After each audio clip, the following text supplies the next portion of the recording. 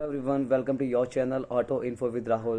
एक बार फिर आप लोगों के लिए कुछ इन्फॉर्मेशन लेके मैं हाजिर हुआ हूँ जो कि ऑटोमोबाइल सेक्टर से रिलेटेड है। आज हम डिस्कस करेंगे वारंटी या फिर insurance, which one is important.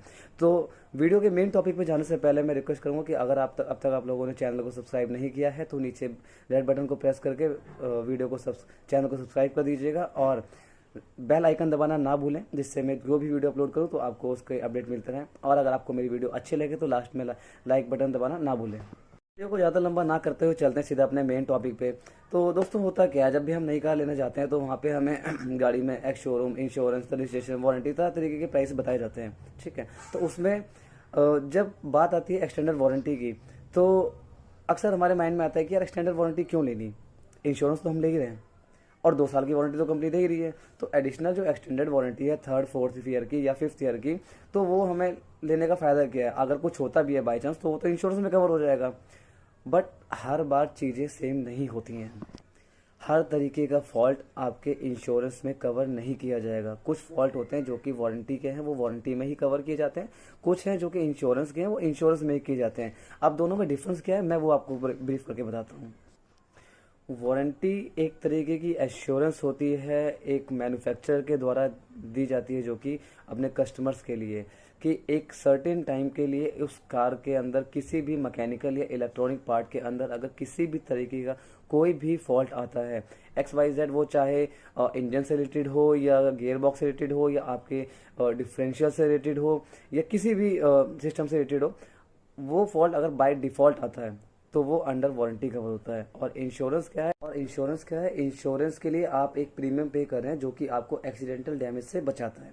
Suppose अब दोनों, मैं आपको इसमें यहाँ पे ब्रीफ करके बता दूँ दोनों का एग्जांपल के सहित, कि आप गाड़ी लेके ऑन रोड जा रहे हैं। ठीक है, अब ऐसे में रनिंग कंडीशन के टाइम पे रनिंग कंडीशन में गाड़ी की किसी टाइमिंग बेल्ट में कोई खराबी आती है, किसी बेरिंग में कोई दिक्कत आती है, गाड़ी का ECM खराब हो जाता है या उसका गियर बॉक्स में कोई प्रॉब्लम आती है, मीन्स गाड़ी में XYZ कोई भी कमी आती है, किसी भी मैन्युफैक्चरिंग फॉल्ट से रिलेटेड कोई भी कमी आती है, तो वो आपकी गाड़ी की वारंटी के अंदर कवर की जाएगी।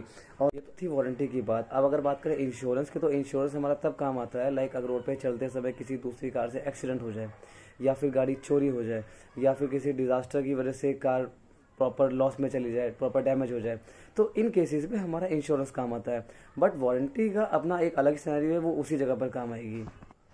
अब वारंटी का क्लेम कैसे लें। सपोज आपकी कार में कोई मैन्युफैक्चरिंग फॉल्ट आता है अंडर वारंटी पीरियड के अंदर, तो उस टाइम पे आप अपनी कार को वर्कशॉप ले जाइए अगर वो जाने की कंडीशन में है, और अगर कार रनिंग कंडीशन में नहीं है तो आप रोड साइड सर्विस से या फिर वर्कशॉप में कॉल करके क्रेन के द्वारा टो करके गाड़ी को अपनी वर्कशॉप ले जा सकते हैं।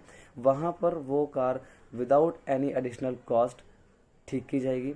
उसमें अगर उस पार्ट के अंदर जो आपकी वारंटी का पार्ट है उसमें अगर रिपेयरेबल है तो रिपेयर किया जाएगा, और अगर रिक्वायरमेंट है कि उसको रिप्लेस करना है तो फिर कंपनी उसको प्रॉपर रिप्लेस करके देगी, उसका आपसे एडिशनल कोई पेमेंट नहीं ली जाएगी। दूसरा, इसके अंदर इस पूरे प्रोसेस के दौरान जो रिपेयरिंग का काम होगा उसमें लेबर चार्ज भी आपको नहीं देना। क्यों? क्योंकि वो आपकी गाड़ी की वारंटी के अंदर ऑलरेडी कवर है। बट हाँ, इंश्योरेंस के केस में आपको फाइल चार्ज पे करना पड़ता है। अगर आपकी कार का किसी की गाड़ी के साथ एक्सीडेंट होता है या किसी दूसरे एक्सीडेंटल रीज़न की वजह से कार में कोई डैमेज होता है और आप उसका क्लेम लेते हैं, तो वहाँ पे आपको फाइल चार्ज देना पड़ेगा।